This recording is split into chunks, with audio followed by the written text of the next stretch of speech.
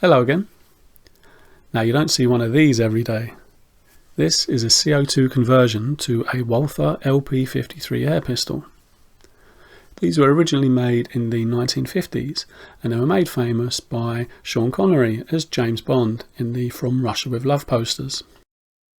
These were originally spring piston air pistols and they have the spring and piston in the grip. And when you fire it, the piston flies upwards and it gives it quite a unique recoil. I don't really like the recoil, if I'm honest though.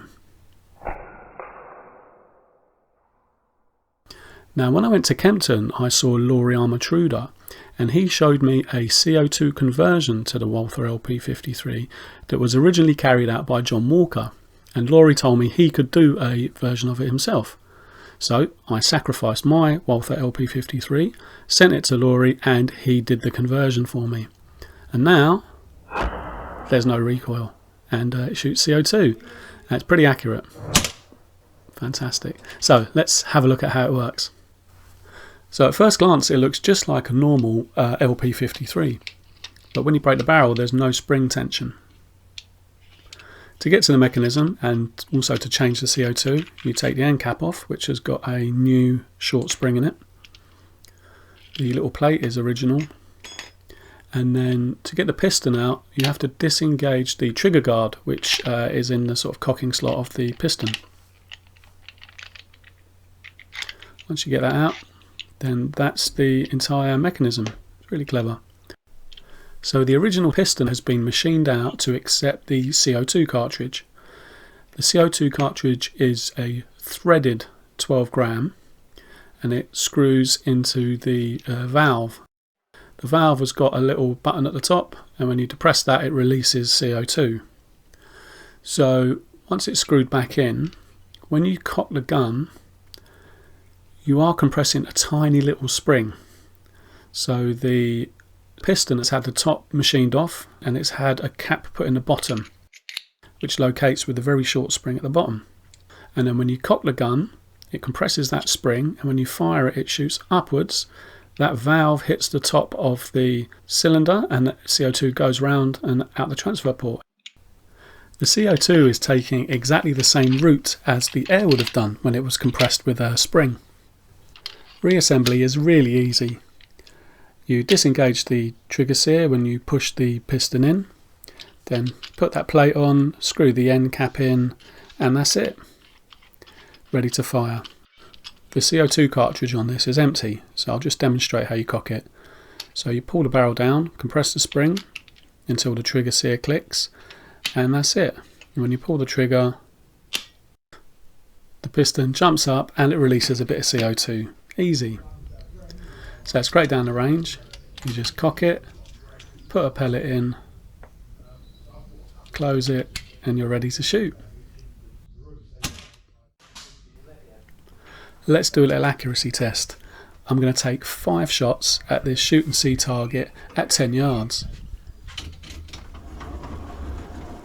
I generally zero most of my air pistols the same. So I try to zero them so that at 10 yards they're going to hit about 20mm high.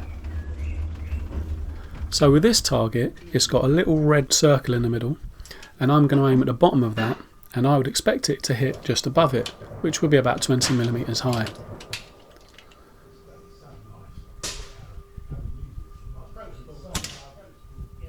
Yeah, that looks about right. Very easy to use this, so put a pellet in, then I cock it, close it and then shoot. It's got a great trigger, nicely balanced, and I don't think I've ever seen a break barrel CO2 pistol before, so it's quite interesting. I did find initially when I found the most accurate pellet for this, it would have the occasional flyers. And I think what that was variation in the size of the pellets. So I got a batch and I just sized them by pushing them through the barrel and suddenly they were a lot more accurate. That's what these are. So yeah, 10 yards, like I say, I'd expect it to make a little group above the red dot and it's done pretty well actually, not bad at all. The power's pretty good as well. It's doing about 3 foot-pounds, which is pretty good for a CO2 pistol. Sights are very important for shooting pistols, and the LP53 came with a choice of sight elements. I chose the trapeze notch for the rear sight, which is quite square, and the square front sight. And when I fitted them, that combination of those two together made for a very good square sort of target style sight picture, which I found very easy to use. This is a very fun pistol to shoot. So I've got my resettable tin can target out at 25 yards, and let's have a go at that. So with that 10-yard zero hitting 20mm up, it should be easy for a tin can, so I'm going to aim straight at them, I think. Let's see how we get on. Yeah, no problem. This fits into quite an interesting slot really when it comes to CO2 pistols, because these days you've either got replicas that can just about hit a tin can at 10 yards, or you've got those classic CO2 target pistols which are extremely accurate but quite serious, whereas this is accurate and also fun. It's quite interesting. What a fantastic air pistol. Huge thanks to Lawrie for carrying out this conversion. He did a fantastic job, and this is now one of my favourite air pistols to shoot, so I'm really glad I had it done. I hope you found that interesting. If you did, please give it a like and subscribe if you want to see more. See you next time.